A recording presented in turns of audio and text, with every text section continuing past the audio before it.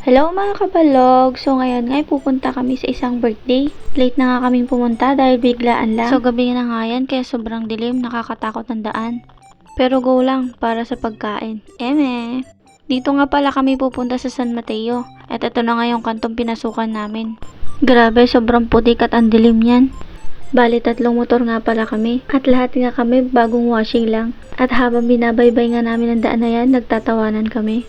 Dahil panigurado, magwa-washing na naman pag uwi. Grabe, sa sobrang dilim, ang layo na ng kasama namin. Bali kami nga yung nasa hulihan. At sa sobrang dilim, hindi na namin makita yung mga kasama namin.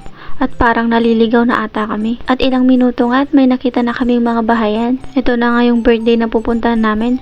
Sa wakas nakarating din kami. At ito na nga mga kasama namin at naghihintay na sila sa labas. Pagdating nga namin, nagtatawanan kami dahil sa sobrang putik ng daan. At ito nga, tinawag na kaming pumasok sa loob. Grabe, gabi na pero marami pa ring tao. Kaya para maraming tao, may bandang kumakanta. At ayan nga't hinahanda ng lamesang pag-uupuan namin. Shoutout nga po pala sa nag-imbita sa amin na pumunta. Dahil dyan, mabubusog na naman ang mga person. Yan nga pala si Ma'am Jen. Siya yung nag-imbita sa amin. Dahil birthday ng anak niya. Thank you ulit Ma'am Jen. And happy birthday sa'yo, Zian. Hindi po yung lalaki naka-white na yan ha. Dito nga't pinaghahanda na kami ng pagkain. Grabe, ang daming pagkain. Bali sila nga yung mga kasama kong makikikain. Ewan ko pa kung bakit nakangiti silang lahat. At syempre, pati ako, nakangiti na rin. Ayan na nga't nagsisimula din silang kumain. Samantalang ko, video pa ng video.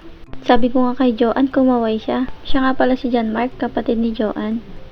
Kaya tara, tikman na natin. Una ko na palang tinikman yung sinamit nila. Bali hindi na ako nagkanin dahil for the diet ang person. Ayan nga at may paletsyon pa sila.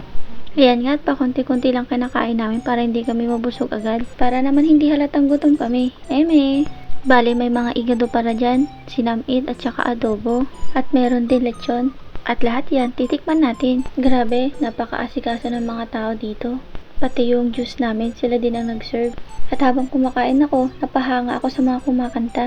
Sayang lang at wala silang banner. Hindi ko tuloy alam kung anong pangalan ng band nila. At ayan nga, may nahuli pa ako. Sobrang makatingin. At ito nga, ipaparinig ko sa inyo mga kanta nila.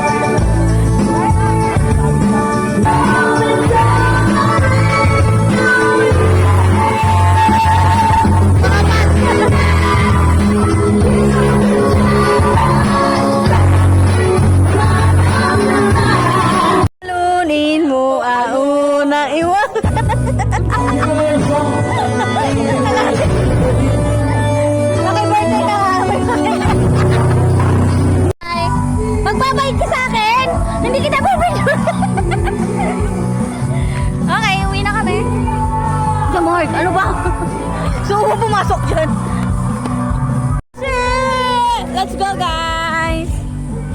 Oh, ano yan, Jamark? Bakit basa to?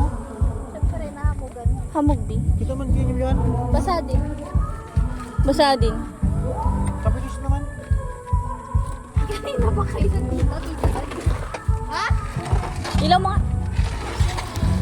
Let's go, let's go!